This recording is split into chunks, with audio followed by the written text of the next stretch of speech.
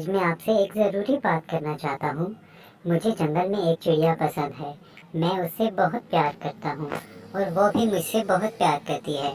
हम दोनों एक दूसरे के साथ शादी करना चाहते हैं। आप प्लीज़ मेरा रिश्ता उसके घर लेकर जाएं। वो बिल्कुल अकेली रहती है वहाँ पर। अरे, मैं उस मकार चिड़िया को बड़ी अच्छी से जानती हूँ।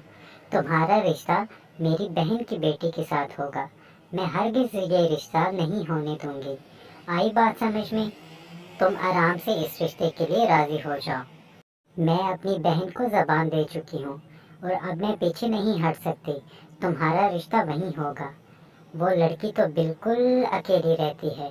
उसके माँ बाप भी नहीं है। हम रिश्ता कैसे कर लें वहाँ? मैं कुछ नहीं जानता माँ।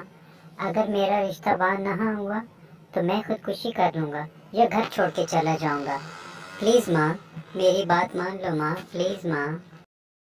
दूसरी तरफ चिड़िया अपने घर बैठकर राजू चिड़े के बारे में सोच रही होती। अल्लाह जाने राजू चिड़े ने अपने घर बात की है या नहीं की।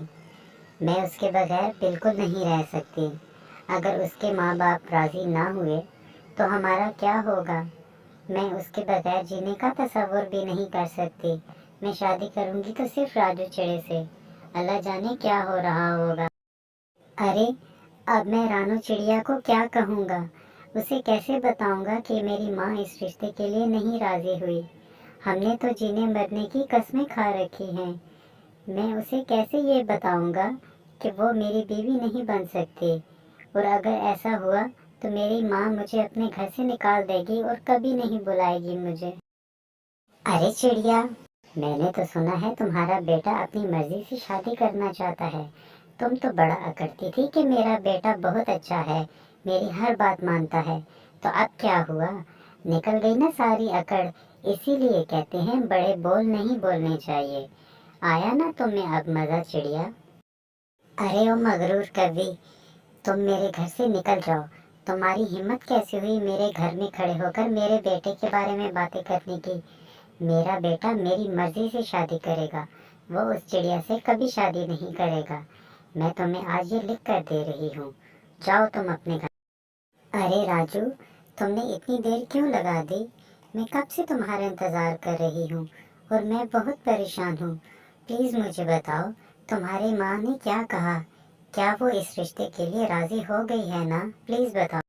अरे रानू चिड़िया, हमारा साथ बस यहीं तक था। मेरी माँ इस रिश्ते के लिए नहीं मानी। मैं तुमसे बहुत शर्मिंदा हूँ। प्लीज़ मुझे माफ़ कर दो। हम एक दूसरे के साथ ज़िंदगी नहीं गुजार सकते। प्लीज़ मुझे माफ़ कर दो रानू चिड़िया, प्लीज़। राजू चिड़े की ये सब बातें सुनकर रानू चिड़िया बहुत ज़्यादा गमगीन हो जाती है। रानू चिड़िया खुदकुशी कर लेती है।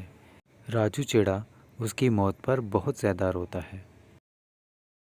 तो बच्चों, इस कहानी में हमने सीखा कि हमें हमेशा अपने माँ बाप का कहना मानना चाहिए। उनकी बात कभी नहीं ठुकरानी चाहिए, लेकिन माँ बाप को भी चाहिए कि वो बच्चों की बात माने।